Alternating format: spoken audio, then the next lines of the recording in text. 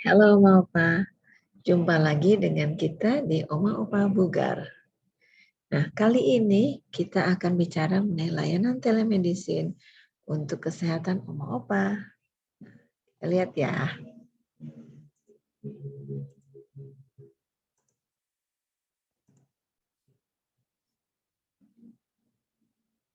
Nah, layanan telemedicine untuk Oma Opa, kenapa sih kita mulai dari itu? Kenapa kita mempunyai layanan seperti itu?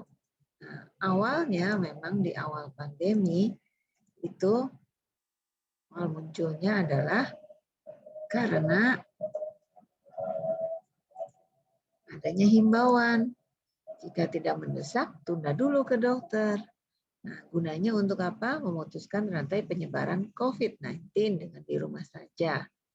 Nah, tetapi kita semua tahu Oma Opa itu kesehatannya kadang baik, kadang tidak.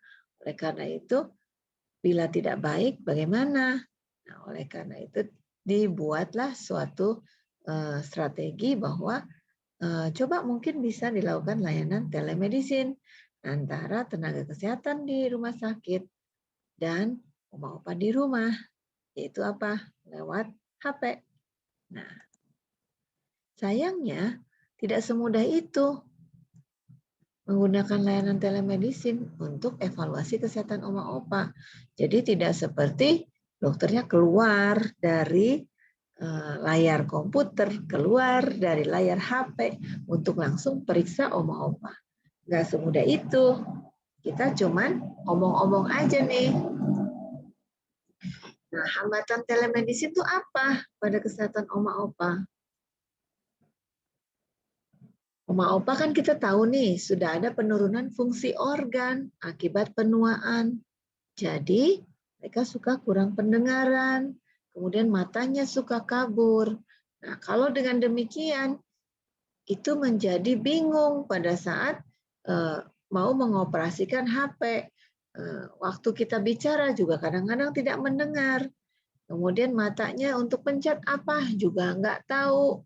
Nah, selain itu, HP itu kan barang baru, barang modern. Apalagi ganti-ganti HP sekarang makin canggih. Nah, itu kesulitan belajar hal baru. Nah,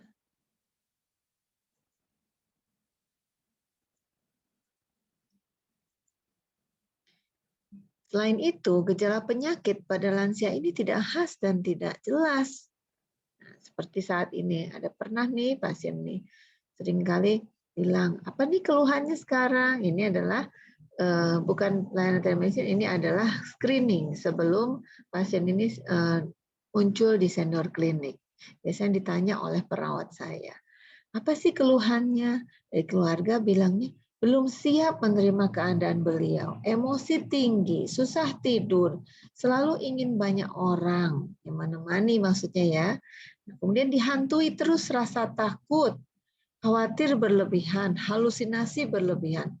Seolah-olah ini pasien dokter jiwa nih, bukan pasien senior klinik.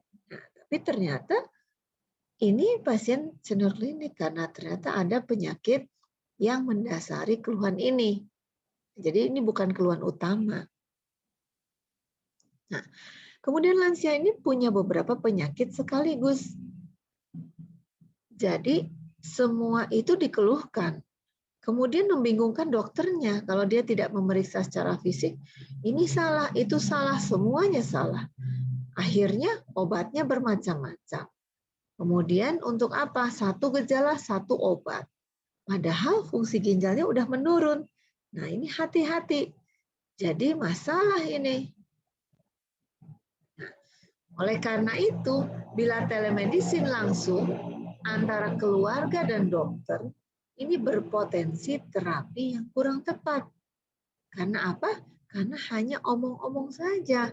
Karena masing-masing pihak kadang-kadang bisa keliru pada saat bicarakan penyakit Oma Opa. Oma Opa sendiri bagaimana? Bisa jadi sulit untuk diajak bicara dan tidak mengerti itu apa ya, kok ada orang di situ, dia mau apa sama saya, karena matanya tidak lihat, pendengarannya kurang. Jadi bagaimana dong? Berarti nggak ada dong layanan telemedicine untuk kesehatan oma opa. Nah, begini, yang kita usahakan sebenarnya yang paling ideal itu apa? Ya datang ke rumah sakit. Supaya apa? Supaya kita bisa tanya dengan baik, supaya kita bisa wawancara dengan baik, supaya bisa diperiksa fisik dengan baik. Dan kalau perlu memang dilakukan pemeriksaan ronsen, ambil darah, rekam jantung, ya, CT scan. Itu kan nggak bisa kita lakukan di rumah, ya. Tapi bagaimana bila oma-opanya sulit dibawa ke rumah sakit? Sulit itu bagaimana? Mungkin dia sudah kaku badannya, tidak bisa dibawa masuk ke mobil, kemudian jadi sulit dibawa ke rumah sakit. Atau rumahnya emang jauh dari rumah sakit. Jauh itu mungkin agak di daerah, jadi aksesnya untuk transport sulit. Lalu atau bila tidak ada dokter ahli geriatri di rumah sakit, atau dokter ahli geriatrinya ada di provinsi lain, di kota lain. Nah, jadi yang kita sarankan kalau itu yang kejadiannya adalah kombinasi layanan telemedicine dan home visit.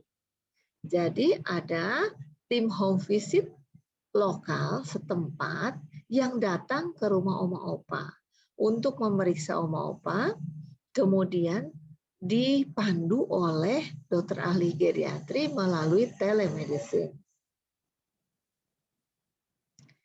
Nah, kombinasi ini memungkinkan terapi lebih akurat daripada dokternya bicara dengan keluarga lewat handphone saja. Nah, lalu bagaimana caranya kalau ingin layanan tersebut? Nah, awalnya menghubungi rumah sakit, kemudian mengisi electronic form. Electronic form ini namanya all about me, semua mengenai saya. Saya itu berarti oma opanya.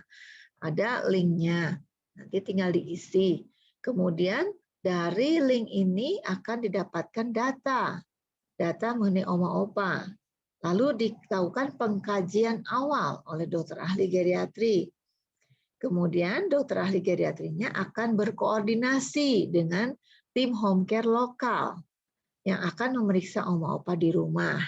Nah, apa sih all about me itu? Data apa yang di sana?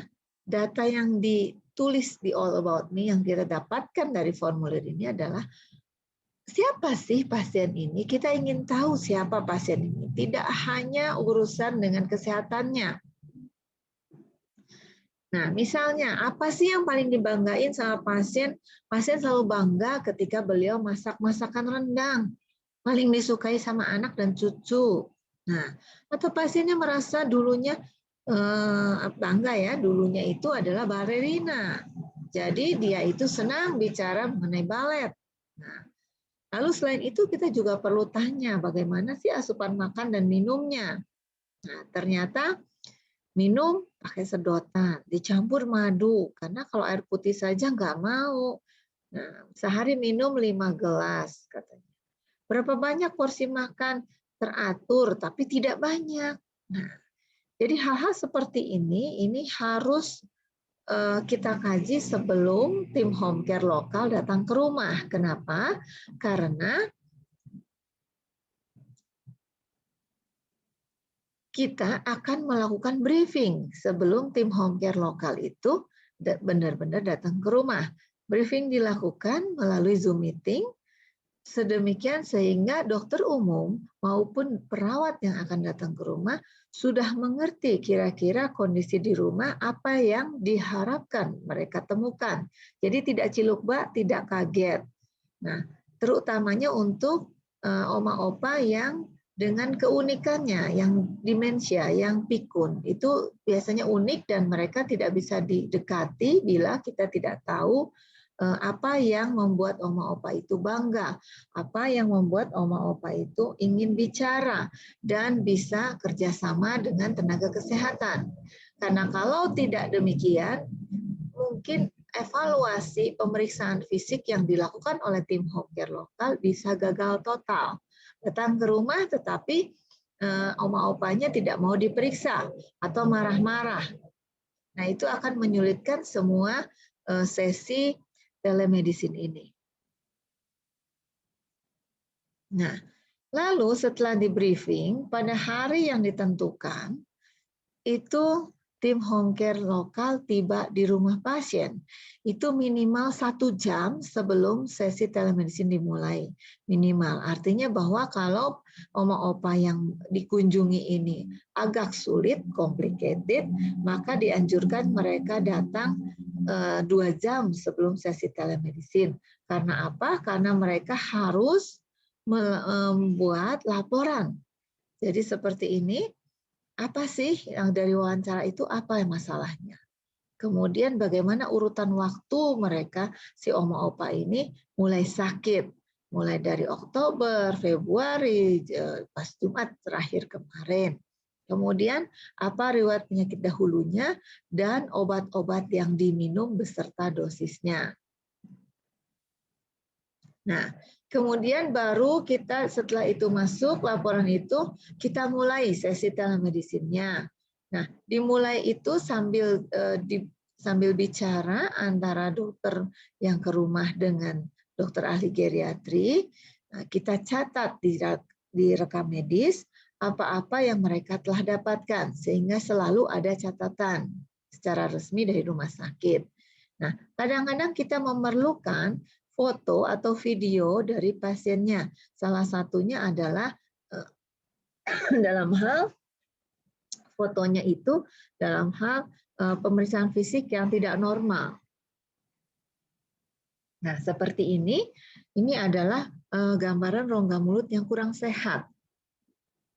Di sini terlihat bahwa gusinya bengkak, terus kemudian ada kotoran yang nyelip-nyelip. Nah, ini menyebabkan omanya tidak bisa makan dan tidak mau makan dan moodnya jadi jelek.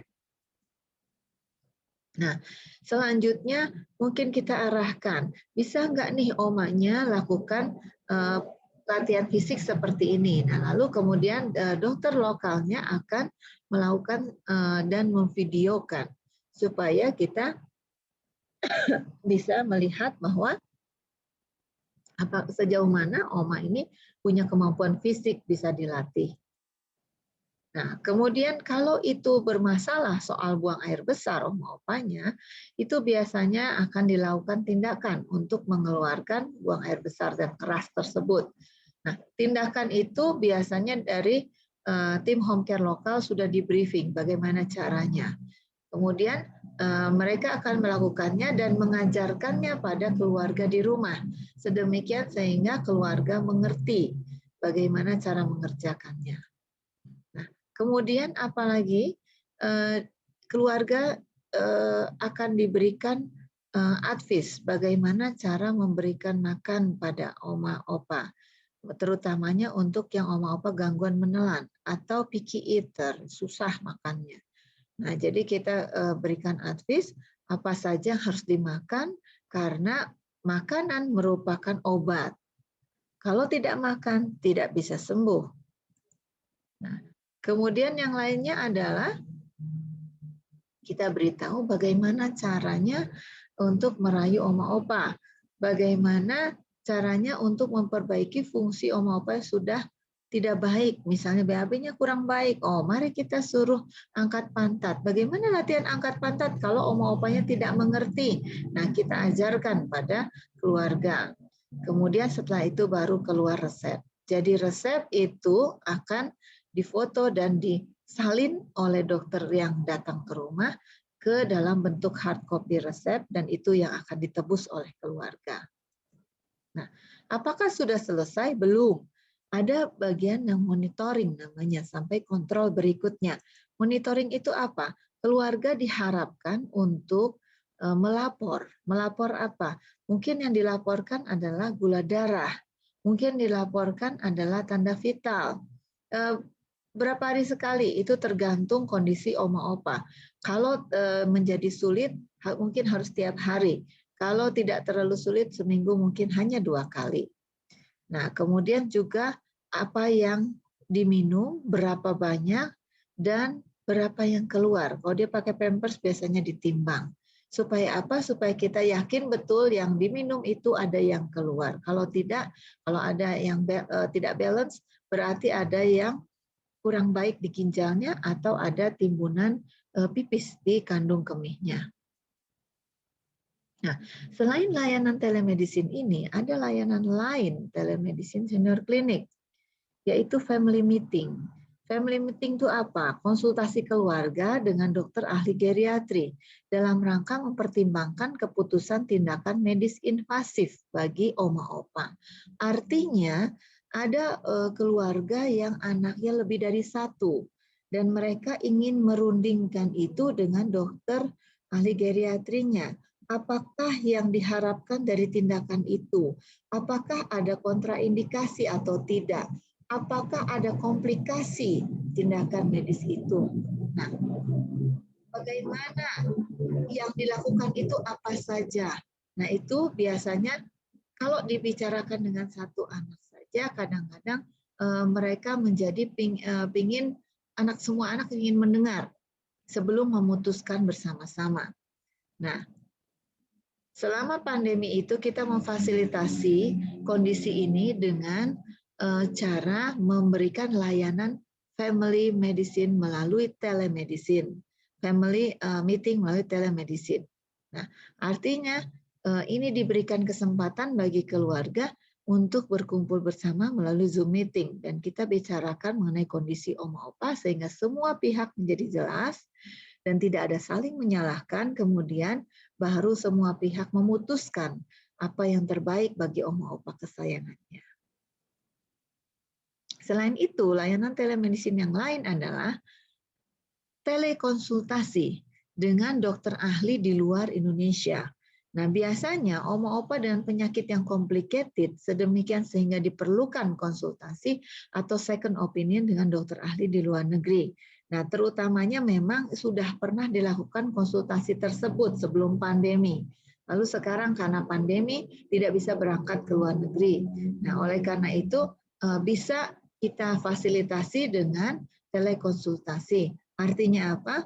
Artinya keluarga menyiapkan dokter ahli tersebut, sudah janjian kapan, kemudian kontrak waktu dengan kita, sedemikian sehingga ada 3 pihak yang terlibat di sini, ada pasien dan keluarganya, ada dokter ahli dari luar negeri itu, kemudian ada dokter ahli geriatrinya. Nah, biasanya untuk layanan seperti ini, dokter ahli geriatrinya sudah mengevaluasi pasien. Karena apa? Karena yang dokter ahli dari luar negerinya pasti akan menanyakan bagaimana kondisi pasien saat ini. Jadi supaya akurat apa yang kita minta second opinion-nya maupun advice-nya dari luar negeri tersebut. Nah, terima kasih. Demikian seluruh uraian layanan telemedicine dari Senior Clinic. Semoga membantu dan tidak membuat bingung oma opa lagi.